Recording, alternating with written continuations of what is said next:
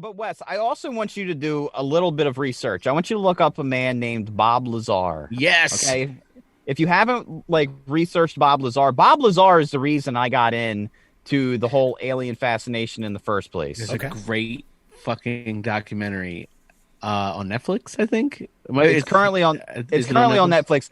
I liked it. I didn't like it as much as I thought I would because I think the guy who made it is way too deep in the extraterrestrial game. He tries to. I feel like I've watched other shit with him, and he tries to like fish for you to say something stupid, and then like some programs, he's talking to an idiot who's like, "Yep, fucking definitely gray, fucking weird, big-headed aliens." But in speaking to Bob Lazar is like, "No, you fucking idiot! It's this thing that I saw. This is what I saw. This is what I worked on." Like his comeback to that fucking clown shoe of a host is pretty believable compared to other people that he's talked to. But I agree, that guy's a fuckhead. It's But called the documentary itself is good. Bob Lazar, Area 51, and Flying Saucers. Now, the thing is Bob Lazar, check this story out, Wes. Bob Lazar worked at a offshoot of Area 51, and supposedly he was trying to help them figure out a propulsion system that was not of this Earth. That's what they told him anyway, and that's the way he tells the story. That's what they told me anyway. That's what he says. And eventually, his wife is cheating on him, and they're tapping his phone, and they find out that his wife's cheating on him. So they think that if Bob finds this out, he's going to go nuts and leak all these secrets. Well, then Bob gets a little squirrely because he's like, I think my phone's being tapped. And then he says, why is my phone being tapped? Oh, we're not tapping your phone. So he gets all paranoid and thinks they're going to try to off him. So he takes his friends out into the desert and says, hey, they're going to be flying this experimental test vehicle tonight. We should go out and check it out. So he does. And eventually they catch him and his friends out in the desert filming UFOs.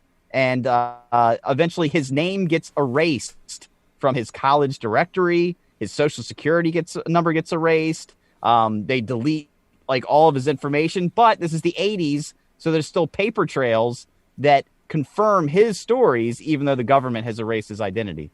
It's fucking fascinating. Why would they do that to somebody? It is fucking wild. Because he discovered aliens, obviously. I hate you. This fucking guy. Burning passion The worst. of the double sons of Tatooine. I fucking hate you. Well, you could watch me blast off with a fucking with a Boba Fett blaster here in a couple of years.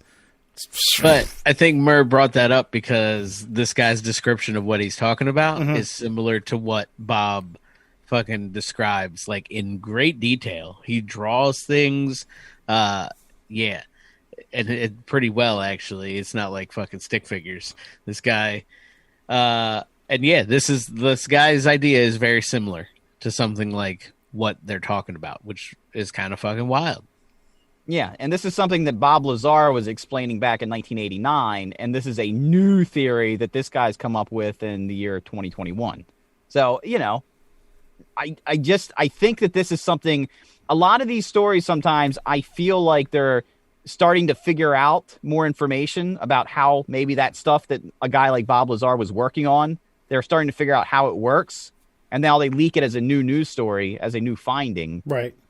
But only to cover their tracks. Let's be honest. I mean, you're only going to have so many leaps and bounds in what, the 80s versus 2021 in terms of something like warp speed versus faster than light speed. I mean, you're going to need conceivably generations, maybe more, hundreds of years, centuries to conceptualize and make this a tangible product. You should watch the documentary, man. I mean, he goes into a lot of like physics concepts and details as to like why this shit should not work, at least doesn't work in the fucking within the fucking realms of the theoretical physics that existed at the time.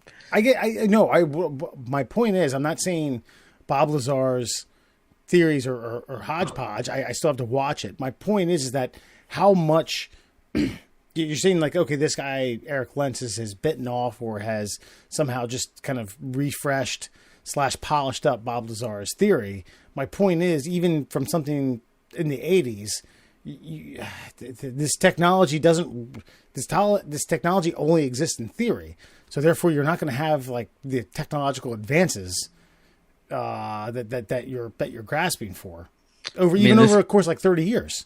This technology exists in a fucking hangar in Nevada or New Mexico or whatever the fuck Area 51 is. So you say theoretical, sir. We have a person who the government tried to erase saying, nah, I've touched it. Right. Now, go ahead. And to add to Alan's point is that it's not that we don't have it; it's that we don't know how to use it. We haven't. We don't figured out understand how to use it and make it like okay. So yes imagine, or no? Watch this. Imagine you dropped off like a Sony Walkman in the year 10,000 BC. Okay. Like the ability to listen to audio tape is there for ancient cavemen, but do they know how to put the batteries in? Do they know which button to push? Or maybe they listen to it and the battery runs out, and they got to wait till 1945 to get some double A's. No. Yeah, and that could be exactly what we're talking about. That could be it. It's like we have the thing, we just don't know how to turn it the fuck on. Because at least from Bob's perspective, him and the teams of scientists were brought in basically to figure out how this alien shit worked. They were like, look, bro, it bends space-time around you. You don't travel, it makes space travel around you. And you need to figure out how it works. And he's just like, I don't know. All right. It's the fucking Yak all smeared off. I want a yes or no. Okay. I don't want explanations. I want a yes or no. Do you two believe that in Area 51, Roswell, New Mexico, or somewhere around there, that there is a device or some sort of power unit that can make something travel warp speed or faster than the light of speed? I think there's. I don't. All right, so I'm gonna yes, but I want to put a caveat on it. I want to say I don't think that there's something that necessarily travels at some crazy speed. Mm-hmm. I think it's more like this theory, and what I've seen this other guy say he's touched, where the technology literally moves space around you, not you moving through space. If that makes sense. Okay. And to what Alan said, yes.